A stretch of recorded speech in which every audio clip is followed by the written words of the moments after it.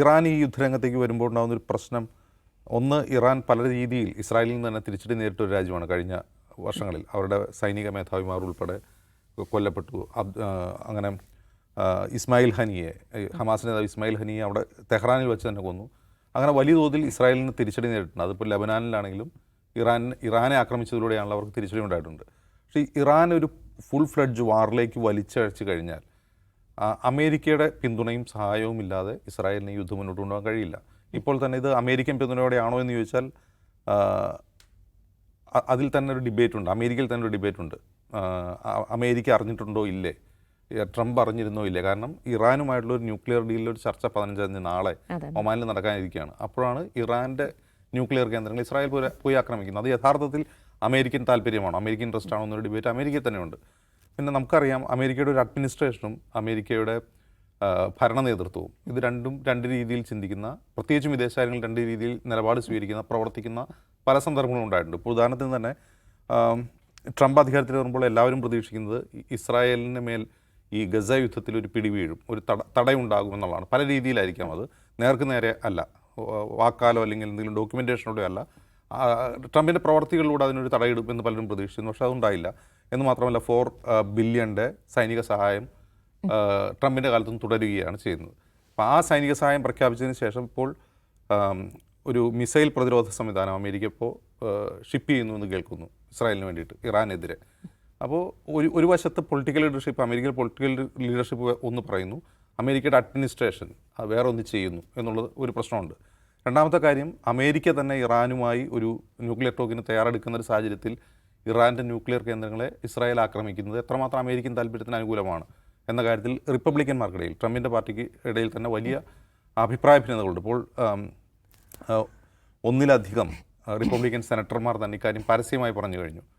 റിപ്പബ്ലിക്കന്മാർ അത് പറയുന്നതിൻ്റെ കാരണം, ഒന്ന്, അവർ ഇസ്രായേലിനെതിരായിട്ടല്ല, ഇസ്രായേലിനെ സപ്പോർട്ട് ചെയ്യേണ്ട അമേരിക്ക എന്നൊരു നിലപാടിൻ്റെ അടിസ്ഥാനത്തിലല്ല. ഇപ്പോൾ മേക്ക് അമേരിക്ക ഗ്രേറ്റ് അഗെയിൻ എന്ന ട്രംപിൻ്റെ മുദ്രാവാക്യത്തിൻ്റെ ഒരു സബ് ഹെഡിങ് എന്ന് പറയുന്നത് നമ്മൾ നമ്മുടെ കാര്യം നോക്കിയാൽ മതി, മറ്റ് ലോകയുദ്ധങ്ങളിൽ നമ്മൾ പോയി പങ്കാളികളാവേണ്ട എന്നുകൂടിയാണ്.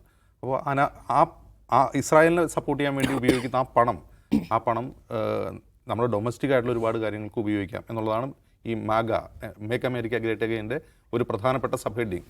അപ്പോൾ അങ്ങനെ ഇരിക്കെ ഇനി ഇറാനെ കൂടി ഇതിലേക്ക് വലിച്ചഴക്കുന്നത് എന്തിനാണ്, ഇതിന് അമേരിക്കൻ സപ്പോർട്ട് വേണ്ട എന്ന് പരസ്യമായി പറയുന്ന റിപ്പബ്ലിക്കൻ നേതാക്കന്മാരുണ്ട്. ഇത് ഒരു പ്രശ്നം. മറ്റൊന്ന്, ഇതിൻ്റെ ഒരു ഞാൻ മുമ്പ് പറഞ്ഞ ഒരു സ്പൈറലിംഗ് എഫക്റ്റ്. ഇപ്പോൾ അമേരിക്ക ഇന്നലെ തന്നെ ഇറാൻ രണ്ടാം ഘട്ടത്തിൽ തെല്ലവീവിലേക്ക് മിസൈലുകൾ അയക്കുമ്പോൾ ആ മിസൈലുകളെ പ്രതിരോധിക്കുന്നത് US-ൻ്റെ മിസൈൽ ഡിഫൻസ് സംവിധാനമാണ്. അതായത് US മിസൈൽ ഡിഫൻസ് സംവിധാനം ഇസ്രായേലിനെ സപ്പോർട്ട് ചെയ്യുകയാണ് അവിടെ.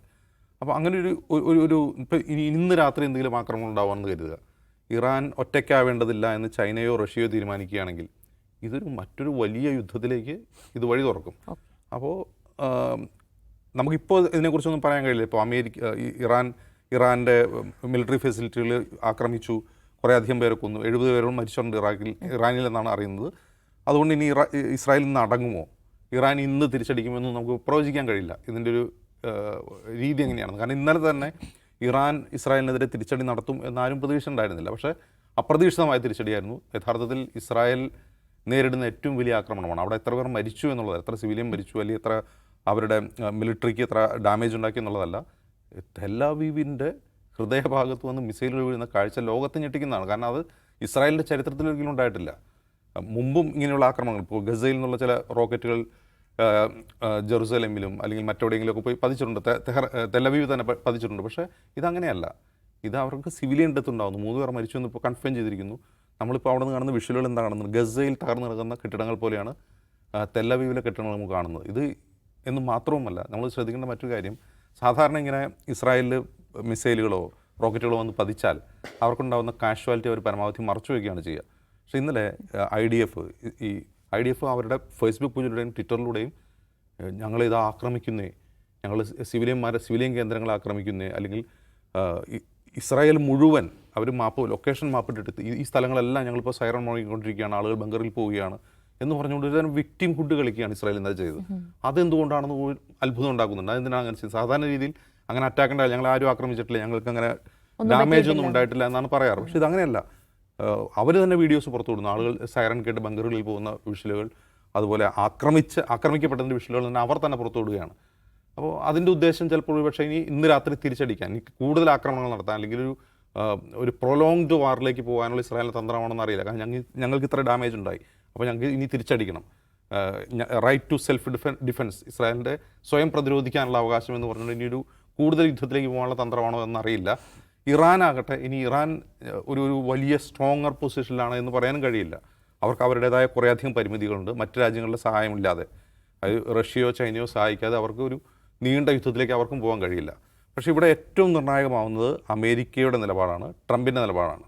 ആ ട്രംപിൻ്റെ നിലപാടും അമേരിക്കയുടെ നിലപാടും ഇസ്രായേലിനൊപ്പമാണെങ്കിൽ ഒരുപക്ഷേ ഈ യുദ്ധം കുറേ കൂടി നീണ്ടുപോയേക്കാം. അത് കൂടുതൽ ദുരവ്യാപകമായ ഫലങ്ങളുണ്ടാകും. പക്ഷേ ഇപ്പോൾ നമുക്കൊന്നും പറയാൻ കഴിയില്ല. ഇന്ന് രാത്രി എന്താണ് സംഭവിക്കുക എന്ന് നമുക്ക് പ്രവചിക്കാൻ കഴിയില്ല.